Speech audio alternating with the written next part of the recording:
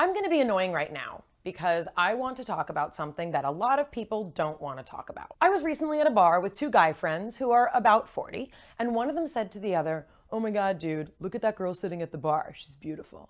And I start looking around, wondering why they would let a child into the bar. Then I realized that when he said girl, he meant woman.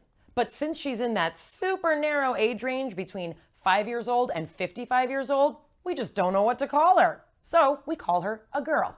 Sorry, folks, I have to do this. We have to stop calling women girls. Why?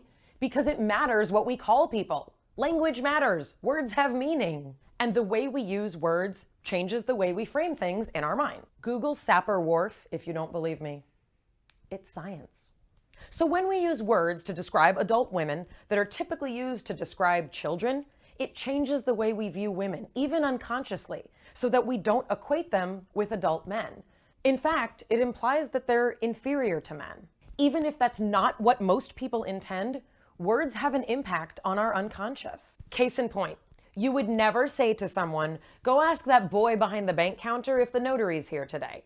We never call men boys because it's demeaning and emasculating. And are there women who don't mind being seen as diminutive because they think that men should be in charge and that they should be tender and delicate?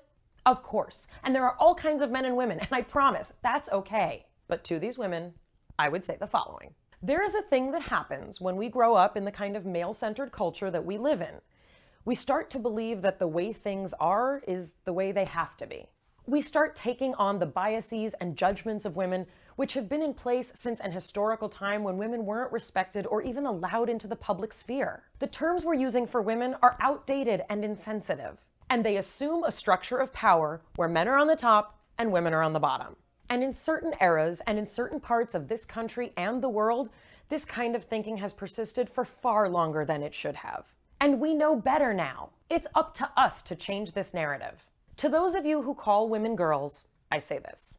I know your intentions are probably good, but I hope you can learn to see the unintended and negative impact your words can have. And if you're feeling confused about whether or not to call someone a girl, let me help you out. Here's how it goes. Decide if the human being in front of you is in fact a girl.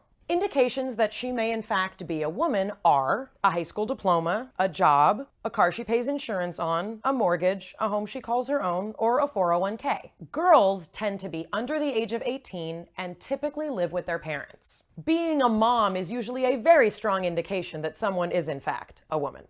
And the thing we need to start doing as women, and for those of you out there who may not be women but who know and love women, is to consistently, gently, kindly, and politely correct people when they call women girls. I've found a few ways to do this that only make people hate me after I walk away. To my face, they seem pretty receptive to it. When someone refers to someone as a girl and I know she's a woman, I'll say so. I'll sometimes say things like, "She's got a full-time job and 150 people on payroll. I'm pretty sure she's a woman." And I'll smile. Because you get more flies with honey. Or if someone says to me, "Your publicist is such a great girl," I'll say, "She's the COO. That makes her a woman." And who knows, maybe if we start using language that elevates women and doesn't equate them with sweet, small, cuddly, tender things, we'll start treating them as more than that as well. Language sets expectations. Let's set ourselves up to have women behave like mature, responsible women. In this way, we encourage women to keep being the complicated, wonderful, unique, gifted beings that they are. Thanks for watching. Subscribe to my channel.